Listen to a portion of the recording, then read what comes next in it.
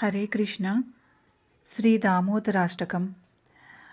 नमामीश्वरं सच्चिदानन्दरूपं लसत्कुण्डलं गोकुले व्रजमानं यशोदाभियोलुकलान्दवमानं परामृष्टमत्यन्ततो द्रुतगोप्या रुदन्तं मुहुर्नेत्रयुग्मं रुजन्तं करम्बोजयुग्मेन सातङ्कनेत्रं मुहुश्वासकम्पात्रिरेकाङ्ककण्ठ सितग्रैवदामोदरं भक्तिभद्रम् इति दृक्स्वलीलाभि आनन्दकुण्डे स्वघोषं निमज्जन्तमाख्यापयन्तं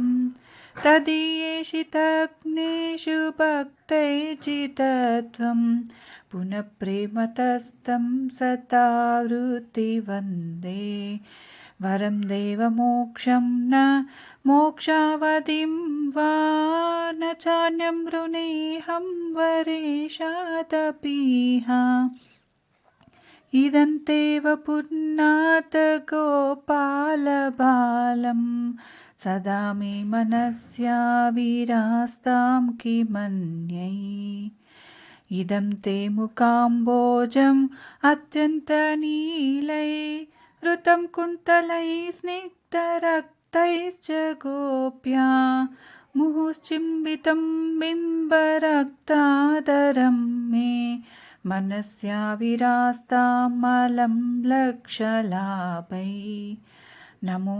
देवदामोदरानन्तविष्णो प्रसीद प्रभो दुःखजालाब्धिमग्नं कृपादृष्टिवृष्ट्यातिदीनं बतानु गृहाणीश मां मग्नमेदक्षिदृश्य कुबेरात्मजौ बद्धमुदयया त्वया मोचितौ भक्तिभाजौ कृतौ च तथा प्रेमभक्तिं स्वकां मे प्रयच्छ न मोक्षे ग्रहोमि स्थितामोदरेह नमस्तेस्तु दाम्ने स्फुराब्धिदाम्ने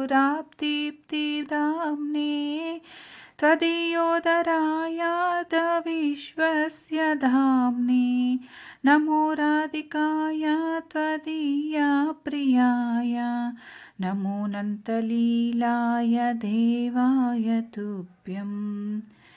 इति श्री दामोदराष्टकं सम्पूर्णम्। हरे कृष्ण।